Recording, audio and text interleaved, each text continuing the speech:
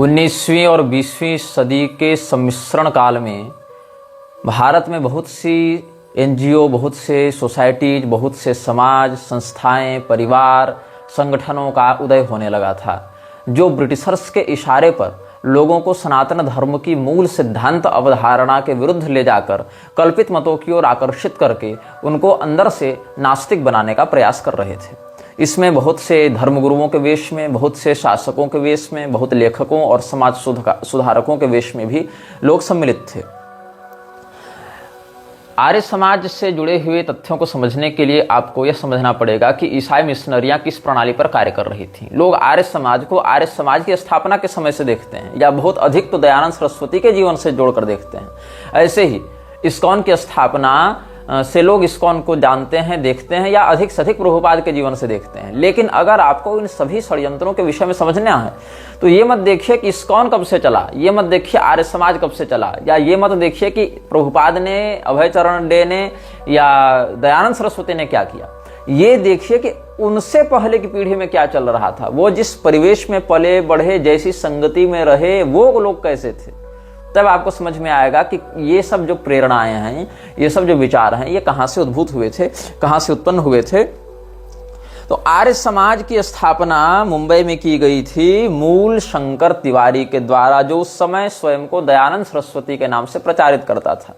यद्यपि दयानंद सरस्वती ने सरस्वती शब्द की व्याख्या तो की है, लेकिन सरस्वती शब्द इससे पहले जो आचार्य लगा रहे थे, हालांकि सरस्वती शब्द तो मठावना महानुशासन में भी शंकराचार्य जी ने परिभाषा के साथ वर्णित किया है दशनामी परंपरा के अंतर्गत, लेकिन दयानंद सरस्वती ने जो सरस्वती शब्द लगाया, जो आनंद सरस्वती परंपरा का आश्रय लिया, ये शंकराचार्य के मत में दीक्षित होने के बाद, परमानंद यति से दीक्षित होने के बाद इसने दयानंद सरस्वती नाम रखा। और फिर जब शंकराचार्य का मत इसने खंडित करना आरंभ किया, उनके विरुद्ध हो गया, लोगों ने पूछा भाई तुम ऐसा क्यों कर रहे हो, तो कहा कि नहीं, मेरी वाली जो आनंद सरस्वती परंपरा है वो अलग है। तो दयानंद ने सरस्वती शब्द की भिन्न परिभाषा व्यक्त की, लेकिन ये नहीं बताया कि क्या इसके गुरु, इसके परम गुरु, इसके परात्पर गुरु, परमेष्ठु गुरु, ये सब भी इस परिभाषा के ही अंतर्गत सरस्वती लगाते आ रहे हैं क्या। तो भगवान के मार्ग में चलने का दावा करने वाले, ईश्वरीय मार्ग पर चलने का दावा करने वाले ये लोग स्वकल्पित मतों को वेद का आवरण उड़ाते हुए, वेद का एक कवर चढ़ाते हुए लोगों के सामने प्रस्तुत कर रहे थे। तो कथित रूप से काठियावाड़ में ब्राह्मण परिवार में इसका जन्म हुआ था, मूलजी शंकर करशनजी तिवारी के नाम से। अब मूल शंकर जो है करशनजी तिवारी या कृष्णजी तिवारी, गुजराती उच्चारण में थोड़ा भेद हो जाता है। इसने कब जन्म लिया, तो कहते हैं 1824 ईस्वी में इसका जन्म हुआ था। 1824 वह वर्ष था, या वह वर्षखंड था, वह दशक था जब राम मोहन राय जैसे लोग ब्रह्म समाज के माध्यम से सनातन धर्म पर पर्याप्त कुठाराघात करने का प्रयास कर रहे थे। अब हम दयानंद सरस्वती के द्वारा जो सत्यार्थ प्रकाश लिखी गई थी, उस सत्यार्थ प्रकाश में जो कुतर्क किए गए हैं, उस कुतर्क को कहां से उठाया, तो हमने जैसा कि आप सबों को सप्रमाण बताया था कि जॉन मूर की पुस्तक मत परीक्षा, जो 1839 में छपी, 40 में छपी, फिर आगे के दशकों में इसका प्रवर्धित और अनुदित संस्करण प्रकाशित करवाया जाता रहा। रुडोल्फ ने 1868 में इसका हिंदी अनुवाद भी प्रकाशित करवाया था। तो हिंदी, संस्कृत, अंग्रेजी तीनों भाषाओं में मत परीक्षा सत्यार्थ प्रकाश के लिखे जाने से 3 दशक पहले से समाज को आतंकित कर रही थी। अब सत्यार्थी के काल्पनिक पात्र के द्वारा प्रस्तुत किए गए या प्रमाणित किए गए कुतर्कों के आधार पर जब इसने सत्यार्थ प्रकाश लिखी, तो सत्यार्थ प्रकाश शब्द भी इसने अपने से नहीं दिया। सत्य प्रकाश नाम की एक पत्रिका पहले से छपती थी, यहां से उसने उठा लिया सत्यार्थ प्रकाश नाम। जॉन मूर की पुस्तक मत परीक्षा के काल्पनिक पात्र, फिक्शनल कैरेक्टर सत्यार्थी से इसने प्रेरणा ले ली, वहां से सत्यार्थ मिल गया। और सत्य प्रकाश नामक एक पत्रिका छपती थी, उससे इसने ले लिया सत्यार्थ प्रकाश नाम, और स्वयं को एक विचारक और प्रबुद्ध क्रांतिकारी आचार्य के रूप में प्रस्तुत कर दिया। अब ये सत्य प्रकाश की क्या घटना है, ये हम बताते हैं। एक बनिया था, ये भी गुजराती था, गुर्जरे जीर्णताम गता। तो ये जो गुजराती बनिया था, इसका नाम था करशनजी मूल जी। दोनों के नाम में थोड़ा सा साम्यता देखने को मिलेगी, इसलिए भ्रमित मत होइएगा। मूल शंकर करशनजी तिवारी या मूलशंकर तिवारी किसका नाम था? चूंकि वहां पिता का नाम भी जोड़कर बताते हैं ना, जैसे नरेंद्र मोदी, नरेंद्र दामोदर दास मोदी ऐसे लिखता है, तो पिता का नाम जोड़कर, और पिता का नाम जोड़ने की बात भी शास्त्र सम्मत ही है। पिता के सहित अपना नाम लेने की परिपाटी भी शास्त्रीय है। इसीलिए परशुराम जी जब आए हैं राजा जनक के दरबार में तो अपने पिता का परिचय देते हुए राजाओं ने उनको प्रणाम किया है। ये सब भी आपको गोस्वामी जी के श्री रामचरितमानस आदि में ही मिल जाएगा। इसके लिए बहुत अधिक शास्त्र पढ़ने की आवश्यकता नहीं है। गोस्वामी जी की वाणी भी अगर देख लोगे तो इतने विषय तो आपको बहुत अच्छे से पता चल जाएंगे मर्यादा के। यद्यपि श्री रामचरितमानस को कोई अगर निष्ठापूर्वक अध्ययन करे तो 300-400 से अधिक श्रुति स्मृति पुराण आगम सम्मत ग्रंथों का जो मूलभूत तात्विक सार है वो उसको समझ में आ जाएगा विषय, अगर उस पर पर्याप्त चिंतन मंथन किया है परंपरा तरीके से। तब अस्तु हम क्या बता रहे थे, जो मूल शंकर तिवारी था, मूल शंकर कारशनजी तिवारी, उसने ब्राह्मण परिवार में जन्म लिया था कथित रूप से काठियावाड़ में, ये भी गुजरात में है। उससे ठीक पिछली पीढ़ी में एक कारशनजी मूलजी नाम का एक बनिया था, जो गुजराती बनिया था। उसने क्या किया था, एक पुस्तक लिखी थी जिसका नाम था वेद धर्म। और इस व्यक्ति ने वेद धर्म पुस्तक में क्या कहा था कि सनातन धर्म से मूर्ति पूजा को हटा देना चाहिए, हिंदू समाज, हिंदू धर्म तो कुरीतियों से ग्रस्त हो गया है। तो यहां पर एक पैरा हम आपको पढ़कर सुनाना चाहेंगे, brief history of Arya Samaj से। इसका नाम है ब्रीफ हिस्ट्री ऑफ आर्य समाज। तो यहां पर मैं आपको पढ़कर सुना रहा हूं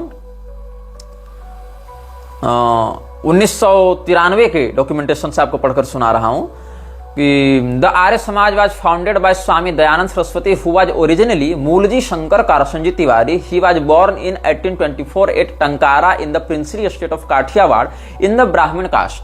before Dayanand Saraswati in Bombay presidency, Karshanji Mulji who was from the Gujarati Bania community who started social reform within his community.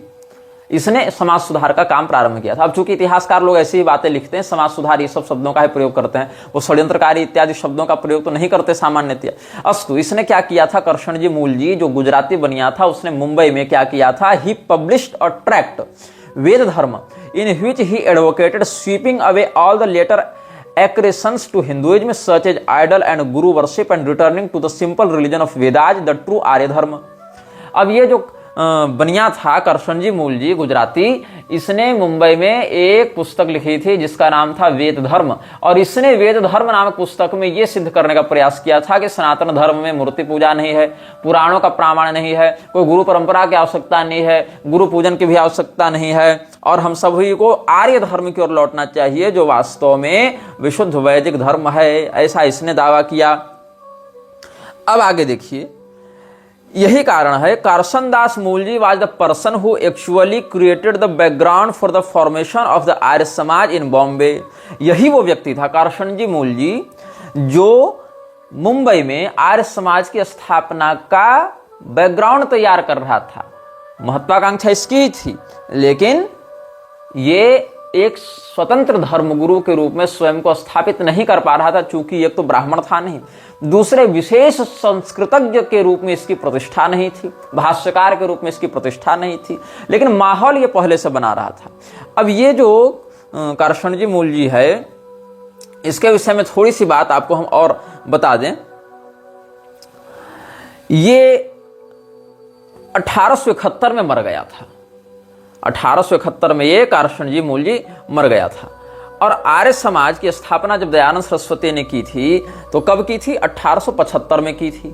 कहा जाता है कि स्वामी विरजानंद की प्रेरणा से इसने आर्य समाज की स्थापना की थी, जबकि ये सत्य नहीं है। 1875 में इसने जो स्थापना की दयानंद ने आर्य समाज की, वो किसके नियमावली पर की, किसके सिद्धांतों पर की, किसके विचारधारा के आश्रय से की? यही जो करशन दास मूलजी था या कारशनजी मूलजी था, करशन दास मूलजी वही प्रधान उत्प्रेरक रहा दयानंद का, क्योंकि आर्य धर्म नामक शब्दावली को लाकर, उसी को विशुद्ध वेदोक्त मत बताकर, वेद धर्म नाम की पुस्तक लिखकर, और साथ साथ उसमें मूर्ति पूजा, गुरु परंपरा या पुराणों का प्रामाण, ये सब बातों को नकारते हुए उसने जो बकवास लिखी थी वही ये चला रहा था मुंबई में। और मुंबई में ही उसके मरने के 4 साल के बाद दयानंद ने स्थापना की आर्य समाज की।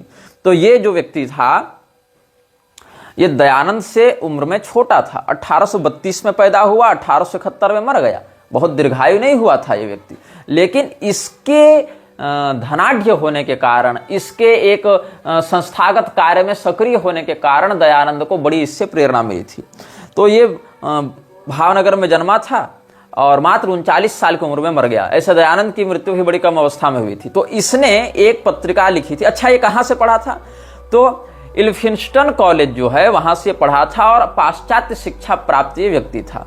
तो इल्फिंस्टन कॉलेज क्या है? होमी भाभा स्टेट यूनिवर्सिटी के अंतर्गत ये 1956 में स्थापित हुआ है। ऐसे होमी भाभा स्टेट यूनिवर्सिटी तो बाद में इससे जुड़ी ना, वो तो 2019 में क्लस्टर विश्वविद्यालय के रूप में इसको स्थापित किया गया था। इसमें एल्फिंस्टन कॉलेज है, सिडेनहम कॉलेज है और secondary training college, the institute of science, ये सब मुंबई विश्वविद्यालय के अंतर्गत जो पहले आते थे उसी को एक क्लस्टर विश्वविद्यालय के रूप में करते हुए सेपरेट किया गया है होमी भाभा स्टेट यूनिवर्सिटी के रूप में। तो एल्फिंस्टन कॉलेज में पढ़ता था और एल्फिंस्टन कॉलेज ही मुंबई यूनिवर्सिटी को प्रमोट करने में या उसको नए रूप में रिब्रांड करने में बहुत मददगार आया। तो ये 1956 में स्थापित किया गया था, क्षमा करें 1856 में, 1856 में, थोड़ा शताब्दियों का भ्रम हो जाता है बोलने में कई बार। 1856 ईस्वी में, विद्रोह से 1 साल पहले इसकी स्थापना की गई थी। तो ये क्या था, जो कैसे ये लोग जुड़े हुए हैं आपस में, कैसे अंग्रेजों के ही द्वारा ये सबको बढ़ाया गया है, इस पर मैं बता रहा हूं, इस षड्यंत्र को समझना। अंग्रेजों ने स्थापना की थी 1856 में एल्फिंस्टन कॉलेज की। जैसे सेरामपुर ट्रायो ने सेरामपुर कॉलेज की स्थापना करके लोगों को बंगाल में ईसाई बनाना प्रारंभ किया था, वैसे ये लोग मराठी और गुजराती लोगों को ईसाई बना रहे थे। तो एल्फिंस्टन कॉलेज की स्थापना हुई 1856 में। वहां किसने एडमिशन लिया? जो हम करशनदास मूलजी की बात कर रहे हैं, ये गुजराती बनिया वहां एडमिशन लेता है और यहां पर ये इंग्लिश एजुकेटेड गुजराती जर्नलिस्ट के रूप में प्रमाणित किया जाता है। इसके बाद इसको नौकरी मिलती है। कहां नौकरी मिलती है? विक्टोरिया राज में जो ब्रिटिश इंडिया चल रहा था, ब्रिटिश शासन चल रहा था, उसमें जो बॉम्बे गवर्नमेंट थी उसके द्वारा काठियावाड़ के स्टेट एडमिनिस्ट्रेटर के रूप में इसको 1867 में नियुक्त किया गया था। 1867 में इसको नियुक्त किया गया काठियावाड़ स्टेट के एडमिनिस्ट्रेटर के रूप में। किसके द्वारा? Victoria's British India's Bombay government. इसको आप इसके जीवनी में पढ़ सकते हैं कि he was an alumnus of Elphinstone college and an English educated Gujarati journalist with an acute dislike for institutional religion. Karshandas Mulji was appointed by the Victoria's British India's Bombay government to administer the state of Kathiawad in 1867। अब हुआ क्या था? दादा भाई नौरोजी जब रस्त गिरफ्तार नामक ये छापते थे अखबार। दादा भाई नौरोजी कौन? वही व्यक्ति जो खुलेआम फ्रीमेसन्स का मेंबर भी था और जो व्यक्ति यह कहता था कि अंग्रेजों ने तो भारत में आकर बड़ी कृपा की, भारतीय जो हैं, हम जैसे पढ़े लिखे पाश्चात्य शिक्षा प्राप्त जो भारतीय हैं, वो लोग भारत के स्वदेशी शासन की अपेक्षा अंग्रेजी विदेशी शासन के प्रति अधिक वफादार है। ये कांग्रेस का प्रेसिडेंशियल कार्यभार भी देख रहा था दादा भाई नौरोजी और इस व्यक्ति को अंग्रेजों ने खूब बढ़ाया था। ये फ्रीमेसन्स का एक सक्रिय सदस्य भी था। तो ये जो अखबार निकालता था रस्त गिरफ्तार, उसमें करशनदास मूलजी ने जर्नलिस्ट के रूप में इंटर्नशिप करनी आरंभ की थी। अब क्या हुआ? बाद में एक विधवा से इसको हो गया प्रेम।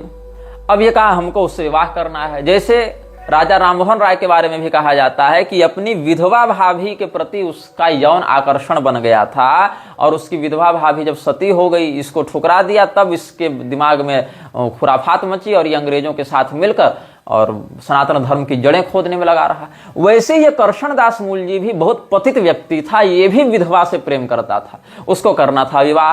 घर वालों ने कहा कि ये तो होगा नहीं, ये तो अधर्म है, ये तो धर्म विरुद्ध है, मर्यादा विरुद्ध है, इसको घर से निकालना पड़ेगा। तब इसको घर से निकाल दिया गया। अब ये बोला कि हम जाएंगे व्यापार करने इंग्लैंड। तो लोगों ने कहा भैया समुद्र पार विदेश गमन भी शास्त्र विरुद्ध होता है। बोला हम तो करेंगे। तब ये जब समुद्र पार विदेश गया, इंग्लैंड इत्यादि गया व्यापार करने, तो व्यापार में कॉटन ट्रेड करने गया था, कपास का। वो क्योंकि काली मिट्टी में कपास अच्छा देता है, उत्पाद अच्छा होता है कपास का, और मध्य प्रदेश, गुजरात, महाराष्ट्र के बहुत से क्षेत्र काली मिट्टी वाले हैं, तो वहां कपास की खेती अच्छी होती है। लेकिन कपास के व्यापार में भी ये व्यक्ति असफल हुआ। अब समुद्र पार विदेश गमन करके जब ये वापस आया तो परिवार के साथ साथ इसके समाज वालों ने भी इसको निकाल दिया, कृष्णदास मूल जी को, कि तुम हमारे समाज में नहीं रह सकते हो, तुम तो पतित हो, तुम तो विदेशगामी हो गए हो। ये उस समय सनातन धर्म की कितनी सुंदर और कितनी दृढ़ व्यवस्था थी कि विधवा विवाह करोगे निकाल दिए जाओगे, समुद्र पार विदेश गमन करोगे निकाल दिए जाओगे। लेकिन ये लोग तो अंग्रेजों के चमचे रहे ना, तो इसीलिए इन लोगों ने क्या किया, एक मैगजीन निकाली जिसका नाम था स्त्री बोध। अब स्त्री बोध और रस्त गुफ्तार के लिए पहले लिखा करता था, और ये सब जो मैगजीन है इसको फंड कौन कर रहा था, दादा भाई नौरोजी ही इसको फंडिंग दे रहा था। तो दादा भाई नौरोजी क्या था, स्वयं पारसी था, फ्री मैसन्स था, लॉज ऑफ राइजिंग स्टार जो फारसियों के लिए बनाया गया था उसमें इसका अच्छा सहयोग रहा था। Lodge of Aryan masonry, lodge of Islam या लॉज ऑफ राइजिंग स्टार, ये सब बताए गए हैं ना। तो स्त्री बोध नाम की एक पत्रिका जो के.एन. काबरा ने 1857 में स्थापित की थी और जो लगभग 90-92 साल चली थी, गुजराती भाषा में छपती थी, तो वहां पर 1952 में इसका प्रकाशन बंद हो गया था। हालांकि तो क्या हुआ था, जो विक्टोरियन स्टैंडर्ड्स हैं महिलाओं के, मतलब अंग्रेज लोग जिस प्रकार से चाहते हैं महिलाओं को बनाना, वैसा ही ये भारतीय महिलाओं को बनाना चाहता था। मतलब आधुनिक जो फेमिनिज्म है या आधुनिक जो पश्चिमी कुप्रथा या पश्चिमी विकृति भारत की महिलाओं में व्याप्त हो रही है, ये सब कहां से प्रारंभ हुआ था। तो क्या होता है, विक्टोरियन मोरालिटी, अंग्रेजों के विक्टोरियन कल्चर्स के मापदंडों के आधार पर जो स्त्रियों की नैतिकता होनी चाहिए थी, वैसी ही नैतिकता या वैसी ही सांस्कृतिक परिवर्तनशीलता, मतलब कि भारत की नारी भारतीय नारी न रहे, वो बन जावे यूरोपियन नारी, मेम साहब बन जावे। तो ये करवाने के लिए और भारतीय समाज में सनातन धर्म की व्यवस्था के अंतर्गत जो स्त्रियों की मर्यादागत अनुशासन व्यवस्था है उसके विरुद्ध जाकर उनको यूरोपीय रंग में रंगने के लिए जो पत्रिका निकाली जाती थी के.एन. काबरा इत्यादि के द्वारा, उसको फंडिंग कहां से मिलती थी, दादा भाई नौरोजी के द्वारा। और यहां पर स्त्री बोध इसका नाम रखा गया था, और इसी पत्रिका के माध्यम से जो करसनदास मूल जी था वो अपने विचारों को भी व्यक्त किया करता था। तो रस्त गुफ्तार और स्त्री बोध, ये दोनों पत्रिकाओं से वो आगे बढ़ता रहा। अब इसमें इसने एक सभा का गठन किया, महिपत राम, रूपराम और नर्मदा शंकर, लाल शंकर और करसनदास मूल जी, इन तीनों लोगों ने मिलकर एक सभा का गठन किया था, 1851 में ही किया था, और बुद्धिवर्धक सभा इसका नाम रखा था, society for advance of knowledge. अब बुद्धिवर्धक सभा जो है उसमें प्राणलाल मधुरदास, दलपत राम, करसनदास मूल जी ये सब उसमें थे। तो इन लोगों ने क्या किया था, ये सब पहले नर्मदा शंकर दवे इत्यादि के द्वारा भी सहयोग प्राप्त किए थे, और एक ज्ञान प्रसारक मंडली जो चलती थी वो ज्ञान प्रसारक मंडली को ही आगे बढ़ाकर इन्होंने बुद्धिवर्धन सभा लिखा था इसका नाम। क्योंकि जैसे आत्मीय सभा को राजा राम मोहन राय ने बनाया, बाद में आत्मीय सभा को रिब्रांड करके इन्होंने कर दिया ब्रह्म समाज, वैसे ही इन लोगों ने क्या किया था, जो ज्ञान प्रसार मंडली थी उसको इन लोगों ने रिब्रांड करके ज्ञान प्रसारक मंडली को ही बुद्धिवर्धक सभा के रूप में इन्होंने कर दिया था रिब्रांड। अब ये लोग जो संस्था चला रहे थे, जो पत्रिकाएं लिख रहे थे, उन पत्रिकाओं के माध्यम से जब इन्होंने भारतीय संस्कृति के विरुद्ध बहुत कुछ, सनातन धर्म की मर्यादा के विरुद्ध जब बहुत कुछ कार्य करना आरंभ किया, तब इनके विरुद्ध सामाजिक आंदोलन होने लगे। जो इनके जाति के लोग थे, जो इनके कुल भाई गोतिया लोग थे, जो इनके कुल कुटुंबी लोग थे, उन्होंने कहा कि तुम तो बहुत गड़बड़ कर रहे हो, तुम तो हमारी जो मुख्य सनातनी परंपरा है उसके विरुद्ध जा रहे हो। तब इन लोगों ने उन हिंदुओं को नीचा दिखाना आरंभ किया, अरे तुम लोग तो मूर्ति पूजा करते हो, अरे तुम लोग तो जाति व्यवस्था मानते हो, अरे तुम लोग तो रूढ़िवादी हो, अरे तुम लोग तो पाखंडी हो, तुम लोग तो पोंगा पंडितों के प्रभाव में आ गए हो। इस प्रकार से उनको बहुत अवमानित किया गया। तो इससे क्या हुआ, एक फ्रैक्शन बनने लगा वर्ग में, और इस फ्रैक्शन का लाभ किसने उठाया, सबसे अधिक इस फ्रैक्शन का लाभ उठाया अंग्रेजों ने, क्योंकि वो यही चाहते थे। अब करसनदास मूल जी ने क्या किया आगे, हम जैसा कि अलग अलग पत्रिकाओं से इसका जुड़ाव था, अलग अलग अंग्रेजी संस्थानों से जुड़ाव था, बाद में ये सरकारी नौकरी भी करने लगा काठियावाड़ के एडमिनिस्ट्रेटर के रूप में। तो ये सब क्या हुआ, कुछ वर्ष ये सब कार्य करने के बाद इसने एक पत्रिका छापने आरंभ की, गुजराती पत्रिका, जो 1855 में इसने लॉन्च की थी। 1855 में इसने लॉन्च की सत्य प्रकाश के नाम से।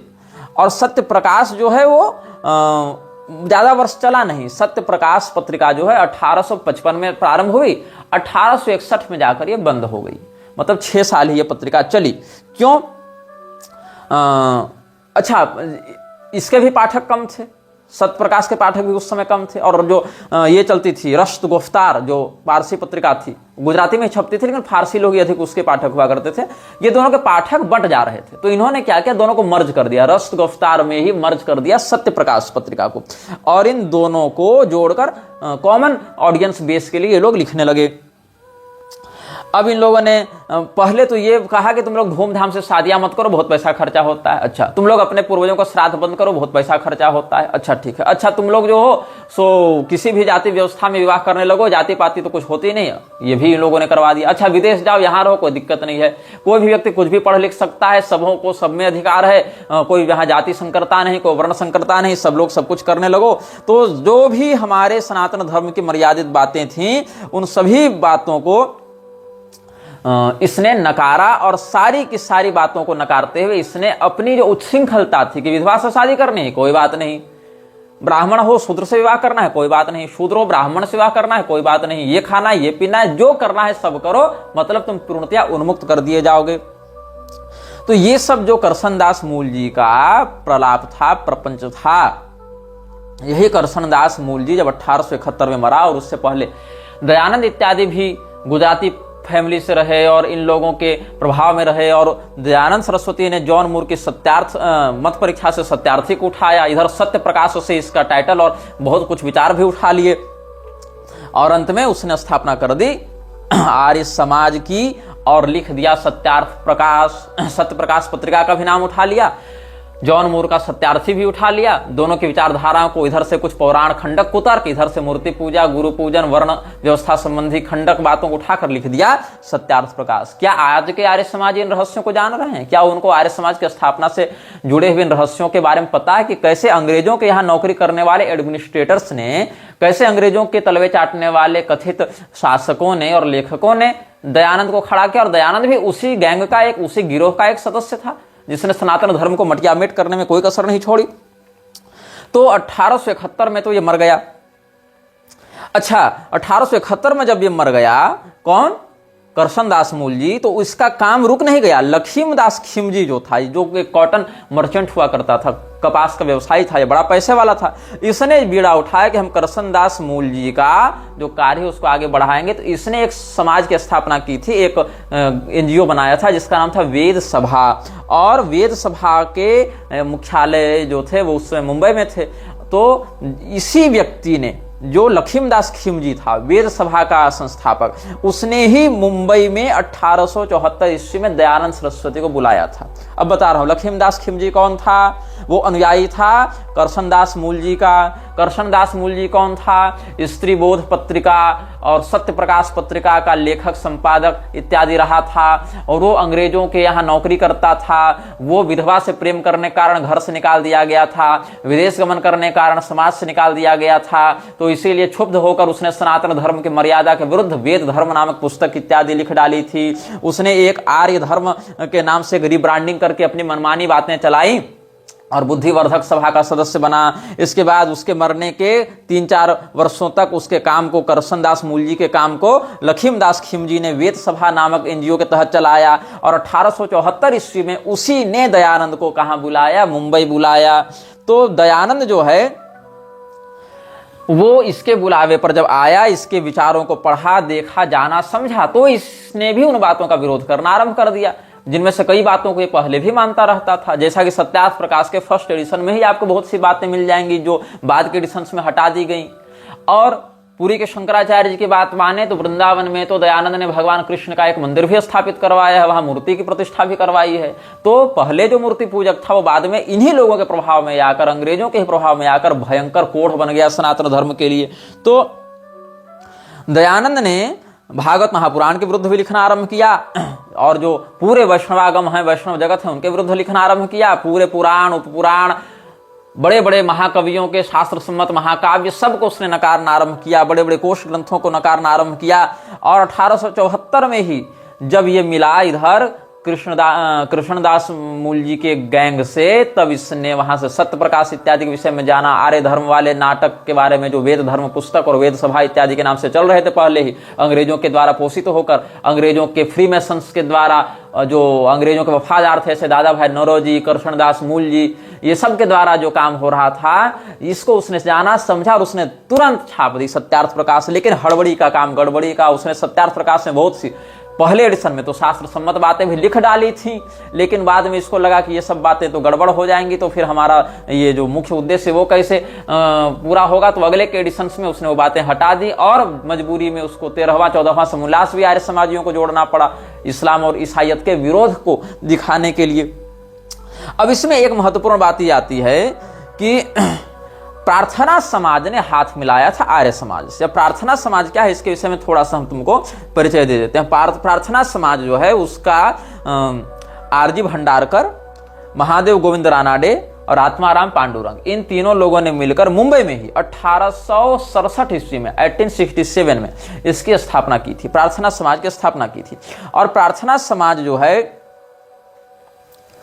वो बाहर से ऐसा दिखाती थी कि हम ईसाई मिशनरियों के विरुद्ध कार्य कर रहे हैं, क्योंकि ईसाई मिशनरियों ने हिंदुओं का धर्म परिवर्तन करके उनको ईसाई बना लिया है, इसीलिए हम ईसाई मिशनरी के विरुद्ध एक संकीर्तन की धारा चलाएंगे। तो संत नामदेव हैं, संत एकनाथ हैं, इन सभी लोगों के हम जो मराठी अभंग हैं, पद हैं, उनके भजन गा गा कर लोगों को जागृत करेंगे। तो इसीलिए हम एक समाज बनाएंगे जिसका नाम है प्रार्थना समाज। अब प्रार्थना समाज जो है उसने प्रेरणा कहां से ग्रहण की थी, तो इसमें वर्णन मिलता है कि प्रार्थना समाज के आंदोलन ने राजा राममोहन राय द्वारा बंगाल में स्थापित ब्रह्म समाज, जो 1828 में स्थापित हुआ था, उसी से प्रेरणा ग्रहण की और व्यक्तिगत तथा सामाजिक जीवन के स्वस्थ सुधार के लिए अपनी सारी शक्ति धार्मिक शिक्षा के प्रचार में अर्पित कर दी। बाद में पुणे, अहमदाबाद, सतारा, अहमदनगर, यह सब स्थानों पर भी इनका काम आगे बढ़ता रहा। तो प्रार्थना समाज के विषय में यह धारणा बनाई गई कि प्रार्थना समाज ईसाइयों के विरुद्ध खड़ा किया गया है। लेकिन धीरे धीरे लोगों के मन में यह बात समझ में आ गई कि ईसाइयों के विरुद्ध खड़ा नहीं किया गया है, हम लोग ईसाइयों के विरुद्ध हो न जाए कहीं, इसके लिए क्या किया गया, ईसाइयों ने ही अपना एक अलग संगठन खड़ा किया है छद्म विरोध के लिए। जैसे क्या होता है, किसी स्थान पर एक बच्चे ने दूसरे बच्चे को बहुत पीट दिया, बहुत ज्यादा पीट दिया। एक सिचुएशन की आप कल्पना करें, एक परिस्थिति की कल्पना करें कि किसी स्थान पर किसी बच्चे ने दूसरे बच्चे को बहुत मार दिया। अब उस बच्चे की रक्षा करने के लिए उसके अभिभावक, उसके माता पिता आ गए लाठी डंडा लेकर, इस बच्चे की जान पर बन आई, ये ज्यादा मार खा जाएगा। तो क्या करता है, इस बच्चे का जो बाप है, चाचा है, मामा है, ताऊ है, ये उस बच्चे को 2 थप्पड़ लगाकर सबके सामने डांटता और कान पकड़कर खींच कर ले जाता है। तो उस बच्चे के परिजनों को लगता है कि नहीं नहीं, ये तो बच्चे को अपने घर में ले जाकर पीटेंगे, दंड देंगे। तो वो जो इतना बड़ा विरोध उसके लिए होने वाला था वो अब नहीं होगा और बच्चा मार खाने से बच जाएगा। तो ऐसा ही यहां पर हुआ। ईसाइयों के मिशनरी कार्यों के विरुद्ध जो हिंदू समाज एकजुट होकर जागृत हो सकता था, वो हिंदू समाज प्रबलता से जागृत न हो सके, चूंकि 1857 के विद्रोह में अंग्रेजों को अच्छी खासी क्षति हुई थी। लोग इनके प्रति घृणा और विद्रोह की भावना से भर चुके थे।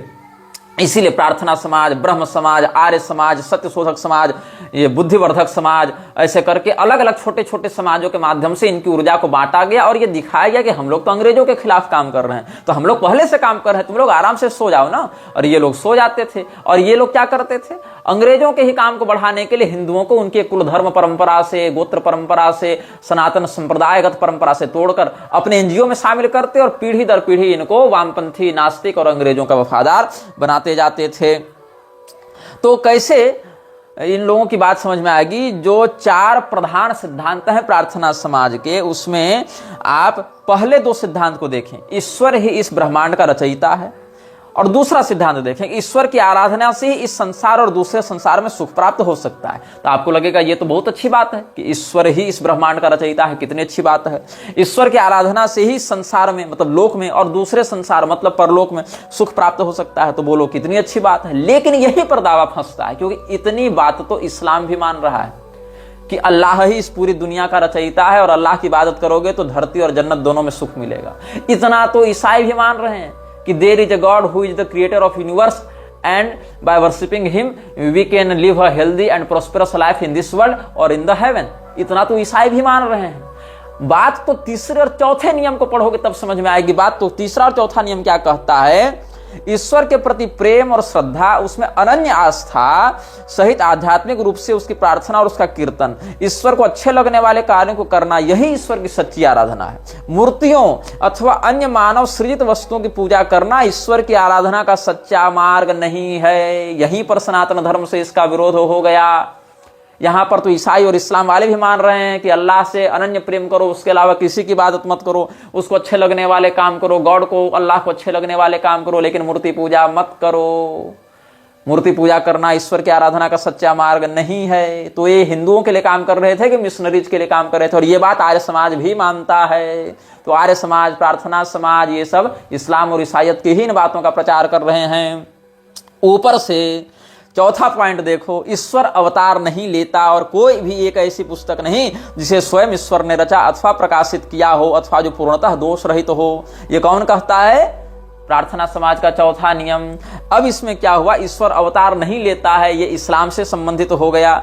लेकिन अगर आप ये कहें कि आर्य समाज तो मानता है कि ईश्वर अवतार भरे नहीं लेता, लेकिन वेद ईश्वरीय वाणी है और पूर्णतया दोष मुक्त है, तो इसने कहा नहीं, कोई भी पुस्तक ऐसी नहीं जिसे स्वयं ईश्वर ने रचा अथवा प्रकाशित किया हो अथवा जो पूर्णतः दोष रहित हो। और ऐसा कह के फिर ये लोग, जैसा इस्कॉन का मोनोपोली है, इस्कॉन की मोनोपोली है कि हरे कृष्ण के नाम पर लोगों को कीर्तन की आड़ में अपने से जोड़ लो पहले, उसके बाद उसको धीरे धीरे करके उनके ही सनातन परंपरा से दूर कर दो। तो ऐसे ही ये लोग भी पहले यही करते थे। नामदेव जी और एक नाथ जी, तुकाराम जी, ज्ञानेश्वर जी, ये सब जो मराठी संत हुए, इनके पदों का, अभंगों का, भजनों का आश्रय लेकर ये कीर्तन करवाने लग गए। तो थोड़े थोड़े डिफरेंस के साथ ये लोग कार्य करते थे। थोड़े थोड़े डिफरेंस रखने से क्या होता है, हिंदू भ्रमित होता रहेगा, अच्छा ऐसा नहीं, अच्छा वैसा नहीं, अच्छा ऐसा नहीं, अच्छा वैसा नहीं।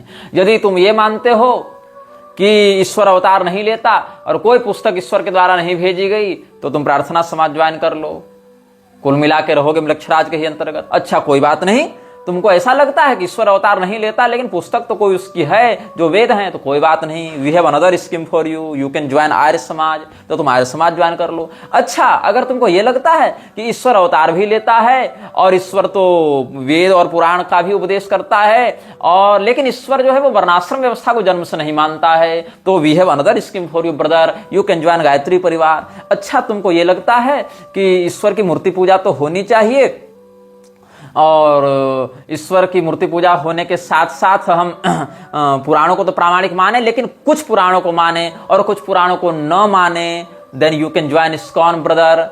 They are idol worshippers and they don't recognize Shiva Purana as authentic and प्रामाणिक। तो मृक्षराज ने सारी स्कीम दी रखी है आपको जो मानना है आप सब मानिए, लेकिन रहिए हमारे यहाँ पर।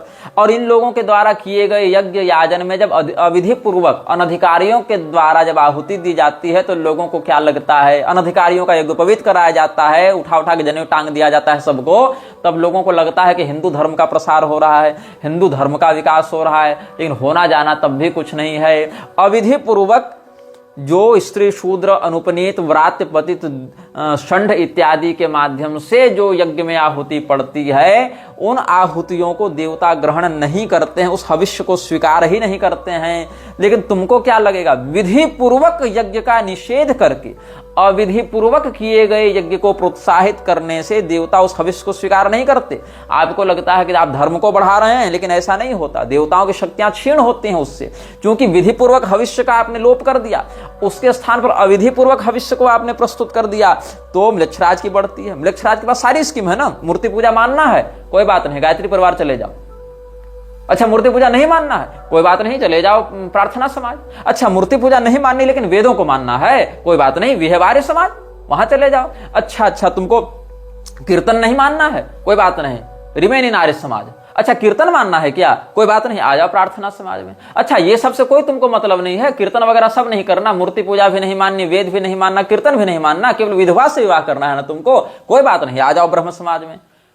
तो कुल मिला के इनके पास सब कुछ है, टोटल इनके पास स्कीम उपलब्ध है कि अगर तुमको विधवा विवाह करना है और अगर तुमको मूर्ति पूजा नहीं करनी है, लेकिन तुमको अपनी पहचान भी नहीं छोड़नी है तो आ जाओ ब्रह्म समाज में। अच्छा तुमको विधवा विवाह करना है लेकिन कीर्तन भी साथ में करना है तो आ जाओ प्रार्थना समाज में। अच्छा तुमको विधवा विवाह करना है लेकिन कीर्तन नहीं करना है, बस वेदों को प्रामाणिक मानना है तो आ जाओ आर्य समाज में। अच्छा तुमको विधवा विवाह करना है लेकिन वेदों को प्रामाणिक मानना है लेकिन मूर्ति पूजा को भी नहीं छोड़ना है, मूर्ति पूजा भी करनी है तो आ जाओ गायत्री परिवार में। तो कुल मिला के यही सारा का सारा घुमा फिरा कर रहोगे, लेकिन कुछ भी कर लो रहो यही 4-5 स्कीम में, अपने मूल कुल परंपरागत सनातन विशुद्ध धार्मिक संप्रदायों में मत रहो, बस इधर फंसे रहो। यही कुल मिला के इनका सिंडिकेट है। तो सारी व्यवस्था इन लोगों ने पहले से ही लगा रखी है। तो हम बात कर रहे थे प्रार्थना समाज के विषय में। तो प्रार्थना समाज क्या हुआ, अब हम वापस आते हैं। The Prarthana Samaj refuse to believe in any sacred book as revealed by God but in the matters of rejection of idolatry, support of widow marriages and social reforms it was with Dayanand. मतलब सोचो कि दयानंद सरस्वती वेदों को प्रामाणिक मान रहा है और प्रार्थना समाज नहीं मान रहा है, लेकिन ये दोनों एक दूसरे के विरोध नहीं खड़े हो रहे हैं। ये दोनों विधवा विवाह की आड़ में मूर्ति पूजा के खंडन के लिए एक साथ हाथ मिला रहे हैं। मतलब दयानंद को कोई फर्क नहीं पड़ता कि कोई वेद को प्रामाणिक माने या ना माने, बस मूर्ति पूजा का खंडन होना चाहिए। इन लोगों को कोई मतलब नहीं कि ये हम जिसको प्रामाणिक नहीं मान रहे उसको ये लोग प्रामाणिक मान रहे, वहां शास्त्रार्थ नहीं करेंगे ये लोग। लेकिन विधवा विवाह अगर करवा रहे हो, अगर तुम मूर्ति पूजा का निषेध कर रहे हो, वर्णाश्रम का निषेध कर रहे हो, तो तुम हमारे सगे हो, ऐसा ये लोग मानते थे, इसीलिए हाथ मिलाकर चलते थे। इसीलिए क्या हुआ कि रानाडे ने, जो महादेव गोविंद रानाडे था, वो दयानंद सरस्वती को पुणे में इनवाइट करता है। कब? जुलाई 1875 में। इससे पहले दयानंद को किसने इनवाइट किया था? लक्ष्मीदास खिमजी ने 1874 में इनवाइट किया था, मुंबई में, वहां बुलाया था। और महादेव गोविंद रानाडे ने प्रार्थना समाज के बैनर तले दयानंद सरस्वती को पुणे बुलाया 1875 में, और 15 लेक्चर्स दिए 2 महीने रहकर वहां दयानंद ने पुणे में। अब इससे क्या हुआ कि दयानंद के 15 लेक्चर्स को इन लोगों ने स्पॉन्सर किया, प्रार्थना समाज वालों ने। फिर खूब इन लोगों ने उसका प्रचार किया और इसने वैदिक आर्यन सोसाइटी की आड़ में आर्यन मेसोनरी की विचारधारा को जब आगे बढ़ाना आरंभ किया, तो दयानंद सरस्वती हालांकि उसके बाद ज्यादा दिन बचा नहीं था, 1883 में मर गया था, क्योंकि थियोसॉफिकल सोसाइटी के लोगों के मन में ये बात डालना चाहता था कि हम ही तुम्हारे सर्वोच्च धर्मगुरु हैं। थियोसॉफिकल सोसाइटी वालों ने भाव नहीं दिया, तो ये उधर से गाली बकने लगा, उधर से ये लोग उसको धिक्कारने लगे, दोनों का गठबंधन टूट गया और अंत में रहस्यमय परिस्थितियों में दयानंद को मार दिया गया। अब क्या हुआ, दयानंद के मरने के बाद आर्य समाज और तेजी से बिखरा, उसमें से बहुत से लोग बन गए मार्क्सवादी। अब क्या हुआ, दयानंद की सत्यार्थ प्रकाश और कार्ल मार्क्स की पुस्तक, इन दोनों को साथ में लेकर आर्य समाज आगे बढ़ने लगा। ये भी बात आती है। In the first and second decades of 20th century many Arya Samajes were attracted towards Marxism and synthesized Dayanand with Marx on one hand, on the other the Samaj started various works in different parts of India like untouchability, eradication and purification rites. तो उत्तरी भारत में क्या हुआ, बहुत से spin off संगठन बने आर्य समाज के टूट टूट कर। श्रद्धानंद दलित उद्धार सभा 1921 में बनी, ऑल इंडिया अछूतोद्धार कमेटी और पंजाब अछूतोद्धार मंडल 1926 में बने, जात पात तोड़क मंडल 1922 में बन चुका था, दलितोद्धार मंडल 1923 में और दयानंद दलितोद्धार मंडल 1925 में। ये सब के सब किसी भी प्रकार से पहले शूद्र वर्ण के मन में काल्पनिक बातों को भरकर, बाद में इसी का ऑफ स्प्रिंग जो फूले पेरियार ये सब कर रहे थे ना, कोल्हापुरी शाहू के अंतर्गत काम करते हुए, यही सब बाद में अंबेडकर की और आज की वामपंथी समाज की बुनियाद को लाने में सहयोगी हुए, जो देश विरोधी शक्तियों के साथ मिलकर भारत की मूल अस्मिता के साथ खिलवाड़ करते हैं। और जब ये लोग ब्राह्मणों के नरसंहार की तैयारी करते हैं, तब कोई आर्य समाज का कर्मणा ब्राह्मण खड़ा होकर इस बात का विरोध करने की औकात नहीं दिखा पाता है। अब आर्य समाज और साहू जी का क्या संबंध रहा? साहू जी महाराज, जो कोल्हापुर का साहू घाट के शासक था, वो लॉयल था ब्रिटिश राज के प्रति। रॉबर्टसन इत्यादि से उसकी निकटता थी, तो ब्रिटिश राज के प्रति बहुत लॉयल था और उसका मानना था कि क्रिश्चियन मिशनरी ही इस देश को न्यायोचित और एडवांस्ड मॉडर्न सभ्यता के रूप में विकसित कर सकती है। और यही कारण था कि आर्य समाज का जो बेसिक, जो मूलभूत जो कार्यकर्ता मंडल था, वो भी साहू जी का पक्षधर था और साहू घाट के और ईसाई मिशनरियों के, अंग्रेजों के साथ मिलकर ये कार्य कर रहा था। ये कब से हुआ, अब सुन लो। साहू कोई परंपरागत शासक नहीं था, दत्तक पुत्र था, गोद लिया हुआ था, वो शूद्र वर्ण का था।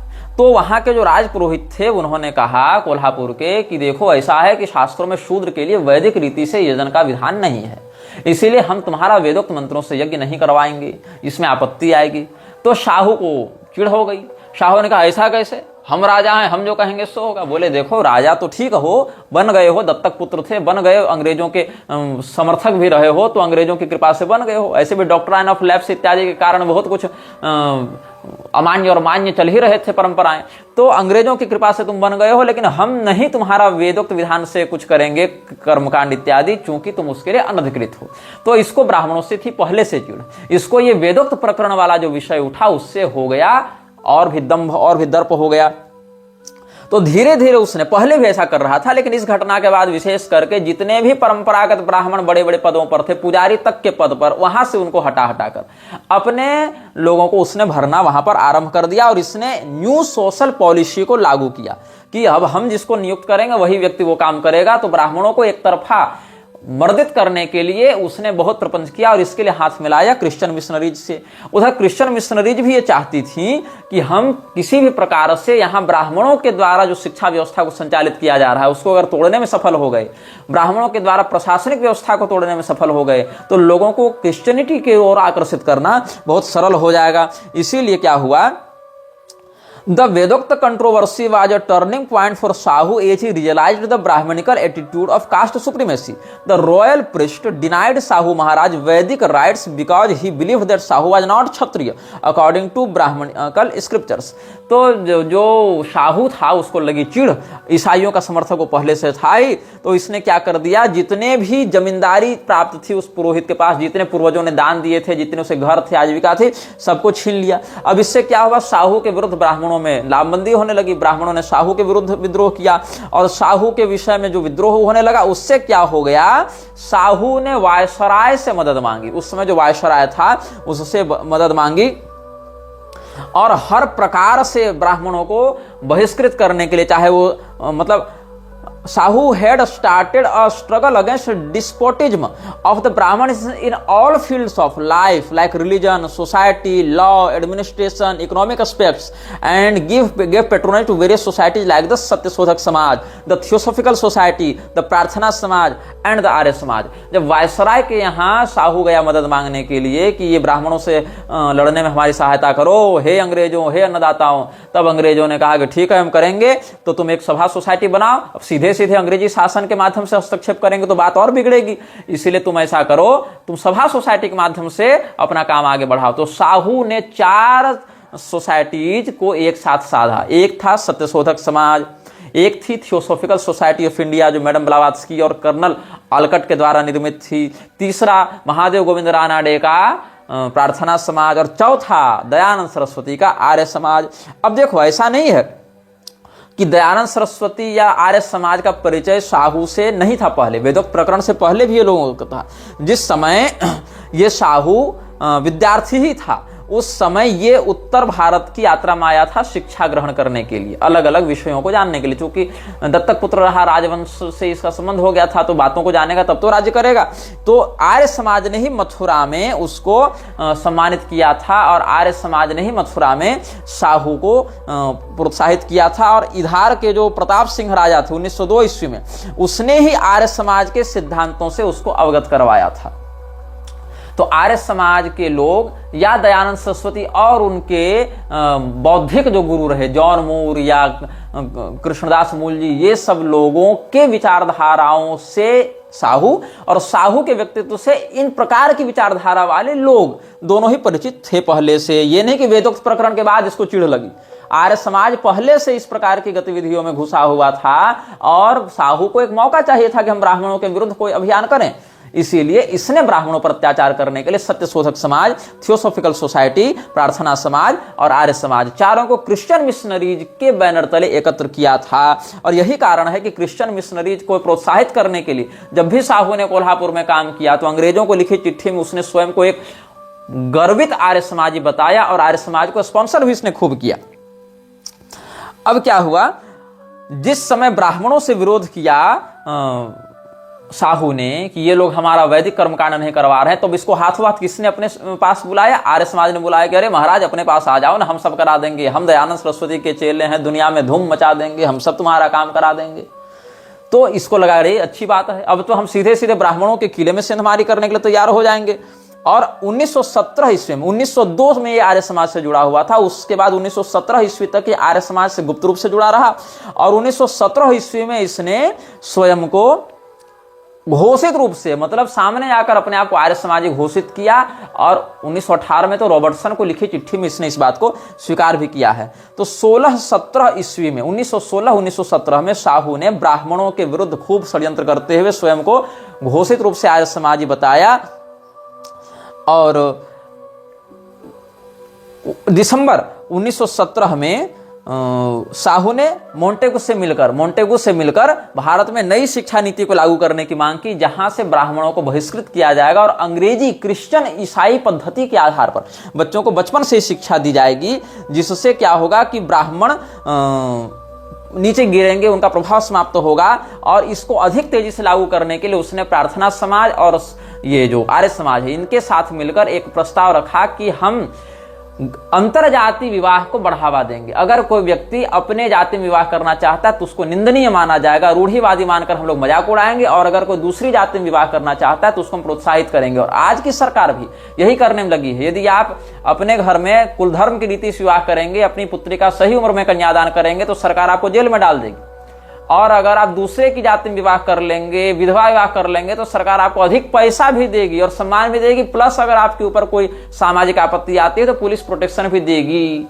ये सरकार लोगों को व्यभिचारी बनाने में लगी हुई है, और ये सरकार आज से नहीं, भारत में अंग्रेजों के समय से ये बात चली आ रही है, ब्राह्मणों के और सनातन धर्म के मूलभूत सैद्धांतिक मर्यादा को खंडित करने के लिए और म्लेच्छराज के बल को बढ़ाने के लिए। तो जो मोंटेगू शेल्मफोर्ड कमिटी थी, उसमें ये क्या लिखता है, in the message of this presidency have now realised that 5 monsters are creating problems in the progress of majority. इसने कहा कि 5 लोग जो हैं, 5 शैतान, 5 राक्षस जो हैं, वो हमारे देश की विकास गति में बाधा बन रहे हैं। तो ये 5 मॉन्स्टर्स कौन कौन थे? तो पहला था, कहा विलेज अकाउंटेंट कुलकर्णी, जो कि ब्राह्मण था। दूसरा ब्राह्मण मनी लेंडर। तीसरा Brahmin village school master and their professor brothers of the city. चौथा ब्राह्मण ब्यूरोक्रेट्स। और पांचवा गांव का पुजारी, द विलेज ब्राह्मण प्रीस्ट। इसलिए इनको पहले हटाया जाए। And Brahmins in religious, political, social, administrative, economic and educational fields must be retarded. इनको निकाला जाना चाहिए, इनको नष्ट किया जाना चाहिए। और इसने शिवाजी के नाम पर, छत्रपति शिवाजी के नाम पर शिवाजी वैदिक स्कूल खोल दिया। और छत्रपति शिवाजी जो वेद धर्म प्रतिष्ठापक रहे, वैदिक धर्म के संरक्षक माने गए, उनके नाम पर स्कूल खोलकर क्या कर दिया, गैर ब्राह्मणों को पुजारी बनाने के लिए वेद की शिक्षा आर्य समाज के माध्यम से दिलाने लगा साहू। और साथ साथ उन लोगों को मंदिरों में भेजने लगा जो आर्य समाज मूर्ति पूजा का विरोध करता था। वो आर्य समाज अब साहू का विरोध नहीं कर रहा है, क्योंकि साहू गैर ब्राह्मणों को पुजारी बनाना चाहता था। तब यहां नहीं कहा कि ये पाखंड क्यों कर रहे हो, मूर्ति पूजा तो पाखंड है, तब नहीं कहा, क्योंकि इससे क्या होगा, ब्राह्मणों का बल क्षीण होगा, वर्ण व्यवस्था समाप्त होगी। तो आज न कल वो थोड़ी मूर्ति पूजा में लगा रहेगा, वो तो वहां से भी निकलेगा, तो धीरे धीरे करके वो ईसाइयत की ओर ही बढ़ेगा, या कम से कम नास्तिकता की ओर बढ़ेगा। फलतः जो अपने बड़े अब्बा हैं म्लेच्छराज, उनका बल बढ़ेगा। तो कुल मिलाकर through this he wanted to challenge the Brahmanical monopoly over the Vedas. इसीलिए Arya Samaj, hence all Arya समाजिस्ट too supported the intercaste marriages, widow marriages, ये सब बातें हुई। और इसने बहुत कुछ कानून बनवाए। किसने? साहू ने। Compulsory primary education, act of free and compulsory primary education किसके द्वारा चलाया जाएगा? तो विलेज ब्राह्मण हेडमास्टर के द्वारा तो चलाया नहीं जाएगा, तो मिशनरीज के द्वारा चलाया जाएगा। विडो रीमैरिज एक्ट 1917 में, एंड ऑफ बालूतेदारी 1918 में, रिपेल ऑफ कुलकर्णी वतन, मतलब जितने भी ब्राह्मणों के पास जमींदारी थी सबको छीन लो 1918 में। Intercaste and inter religious marriages, ये नहीं केवल जाति में, तुम मुसलमान से, ईसाई से, वो उनके बाल बच्चे तुम्हारी बहु बेटियों से विवाह करें, इसको कानूनी मान्यता देने के लिए 1919 में sanctioning of registered marriage act, हम प्रमाणित करेंगे कि तुम पति पत्नी हो कि नहीं। ये जबकि सनातन धर्म की मान्यता में क्या कानून करेगा जी कि हम किसको पति माने किसको पत्नी माने, इसमें ये तो हमारे कुल परंपरा के अनुसार चलेगा। लेकिन नहीं, sanctioning of registered marriage act 1919 में act related to protection of harassment of women 1919, divorce act लेकर आया, विधवा विवाह चलो ठीक है नहीं कर पाएगा कोई, तो घर में फूट डालकर एक स्त्री का दूसरे के प्रति आकर्षण हो जाए पुरुष के प्रति, एक पुरुष का दूसरे स्त्री के प्रति आकर्षण हो जाए, तो घर में तलाक हो, तलाक से झगड़ा हो, झगड़े के बाद वो इधर उधर जाकर विचार करके डाइवोर्सी होकर विवाह करें, इसके लिए 1919 में एक एक्ट लाया गया। और इसीलिए क्या कहा इसने आर्य समाज के प्रचार में, ये जो क्रिश्चियन मिशनरीज का इतना बड़ा समर्थक था, 14 दिसंबर 1918 को साहू ने एक बयान जारी किया कि the Arya Samaj allowed it, किसको अलाउड इट, तो everyone should have the freedom of practice and thoughts, the Arya Samaj allowed it but the brahmanical Hindu dharma does not permit it, hence the brahmanical Hindu dharma is creating a divide among the people and Arya dharma is to unite the people, ये इसने कहा।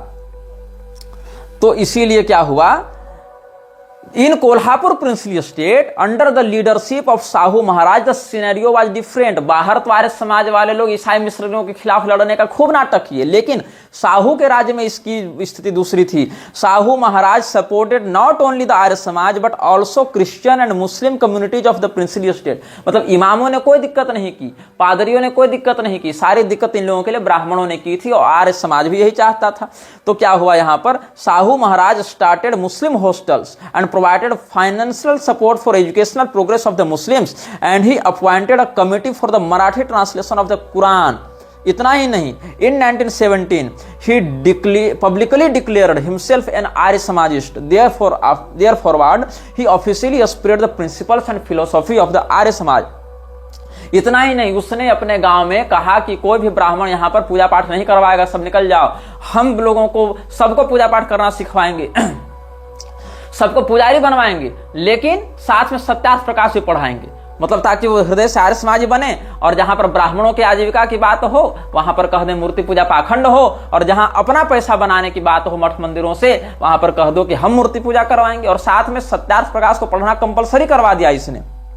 तो क्या किया इसने, he made reading of Satyarth Prakash for a village accountant compulsory, और जो सत्यार्थ प्रकाश पढ़ेगा वही विलेज अकाउंटेंट बनेगा। इसीलिए एजुकेशनल इंस्टीट्यूशन इसने आर्य समाज को बनाकर दिए।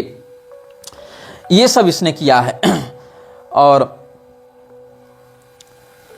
इसने आर्य समाजियों को मुसलमानों से, मुसलमानों को आर्य समाजियों से, आर्य समाज को ईसाइयों से, ईसाइयों को आर्य समाजियों से विवाह करवाने के लिए प्रेरित किया।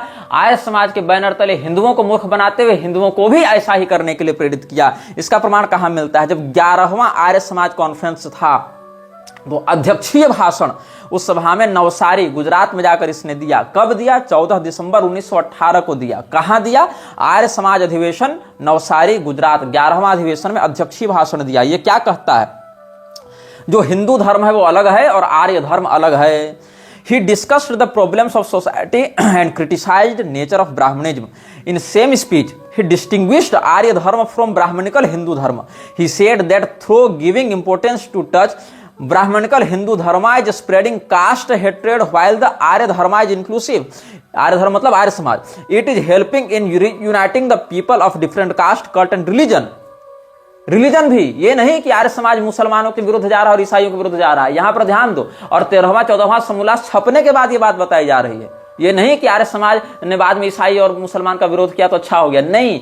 1918 में जो 14 दिसंबर 1918 को प्रेसिडेंशियल लेक्चर दे रहा है ये आर्य समाज के 11वें अधिवेशन में, वहां साहू ने क्या कहा आर्य समाज के बारे में कि it is helping in uniting the people of different caste, cult and religion. और यहां पर क्या है, similarly, it is possible to find in one's own family that husband or wife could be an Arya Samajist or other from a different faith in one family. Brothers could be from different sects or religions. ये सब हो गया। तो ज्योतिराव फूले ने जो कहा था कि mixed family of all religions, वही खिचड़ी वर्णसंकरता की ये लोग फैलाने वाले थे। और इसने यह कहा 1920 में कि द आर्य समाज will be N universal religion. ये सब आर्य समाज ने कैसे साहू का आश्रय लेकर और साहू के पैसे से, साहू के पॉलिटिक्स से, अंग्रेजों का आश्रय लेकर आर्य समाज ने अपनी जड़ें आगे बढ़ाई और हिंदू धर्म को नष्ट करने का प्रयास किया। तो आर्य समाज के ऊपर हम विस्तार से आपको पिछले 9 अनुभागों से बताते आ रहे हैं। और आर्य समाज, ब्रह्म समाज, प्रार्थना समाज, ये सब क्या हिंदू धर्म मानता है कि वेद सनातनी ईश्वरीय वाणी हैं, उन्हीं का उपबृंहण पुराण, इतिहास, आगम इत्यादि हैं। और हमारे ऋषि महर्षियों के द्वारा अलग अलग संप्रदायों के माध्यम से उसका प्रवर्तन किया गया है। ये सब हम लोग मानते हैं, लेकिन ये लोग वेदों को उतना ही और उतने ही अंश में प्रामाणिक मानते हैं आर्य समाज वाले जितने अंश में इनका मत पुष्ट हो जाए। उसके अतिरिक्त अंशों को ये लोग या तो मानते नहीं या फिर उन अंशों को मानने के बाद भी उनकी अर्थ ही व्याख्या ही बदल देते हैं। लेकिन ब्रह्म समाज और प्रार्थना समाज ये सब तो खैर इतना भी नहीं मानते। इसके बाद श्रीमद् भगवत गीता में मात्र 70 श्लोक पकड़ लो, महाभारत में 8000 श्लोक पकड़ लो, तो आधा अधूरा खा पी कर ये लोग अपनी बकवास करते रहते हैं। भगवान कृष्ण भगवान राम को भगवान नहीं मानते हैं, एक महामानव मानते हैं, उसी कोटि का जिस कोटि का महामानव ये लोग दयानंद को मानते हैं। तो भगवान को भी ये लोग नहीं मानते, भगवान की पूजा का विरोध करते हैं, मूर्ति पूजा का विरोध करते हैं। किसी भी व्यक्ति को ये लोग हिंदू नहीं मानते, हिंदू व्यक्ति को ये हिंदू शब्द को ही सनातन धर्म की मृत्यु के रूप में मानते हैं।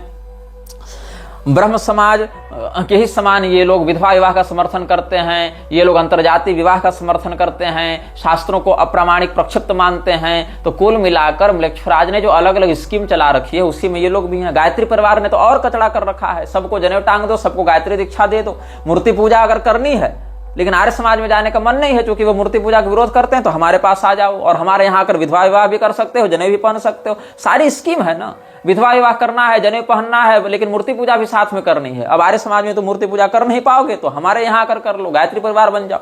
और गायत्री परिवार इनकी आड़ में कर क्या रहा है? हिंदुओं की जनसंख्या को कम करने के लिए हम दो हमारे दो इस प्रकार की बातों को खुलेआम प्रचारित करके लोगों को कम से कम बच्चा पैदा करने के लिए प्रेरित किसने किया? गायत्री परिवार ने किया।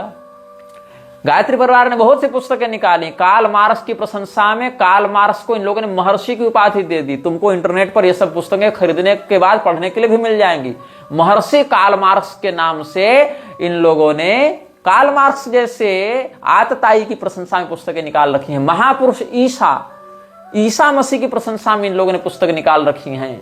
तो फ्री मैसन से जुड़े लोगों की प्रशंसा में, जैसे विवेकानंद जैसे लोगों की प्रशंसा में, कार्ल मार्क्स जैसे आतताई की प्रशंसा में, ईसा मसीह जैसे म्लेच्छ की प्रशंसा में इन लोगों ने खूब पुस्तकें छाप रखी हैं। और कुल मिलाकर सनातन धर्म को वर्ण संकर बनाते हुए सनातन धर्मावलंबियों को उनकी मूल कुल परंपरा से तोड़कर कम से कम बच्चे पैदा करो, जनसंख्या एकदम कम से कम करो, ऊपर से हमारे यहाँ आ जाओ, सब आपस में विवाह करो, सब आपस में मंत्र पढ़ो, सब आपस में दीक्षा ले लो और कार्ल मार्क्स को महर्षि मान लो, ईसा मसीह को महापुरुष मान लो, और जो जन्मना वर्ण व्यवस्था के अनुसार बात करें, सनातन धर्म की मूल शास्त्रीय व्यवस्था के अनुसार, उन लोगों को पाखंडी, ढोंगी और समाज तोड़ने वाला सिद्ध कर दो। ऐसे करके अलग अलग परिवार, समाज, सभा, सोसाइटी के माध्यम से ये लोग चल रहे हैं। आशा है धीरे धीरे इस श्रृंखला में आपकी आंखें अब खोलने लगी होंगी, चूंकि हमने हर बात का रेफरेंस देकर, संदर्भ देकर, व्यक्ति का नाम बताकर, समय बताकर, स्थान बताकर, घटनाक्रम बताकर आप सबों को सचेत करने का प्रयास किया है। यह वीडियो जल्द ही हटा दिया जा सकता है। कृपया थर्ड पार्टी ऐप्स का उपयोग करके डाउनलोड करें। आप इस वीडियो को अपने चैनल पर फिर से अपलोड भी कर सकते हैं।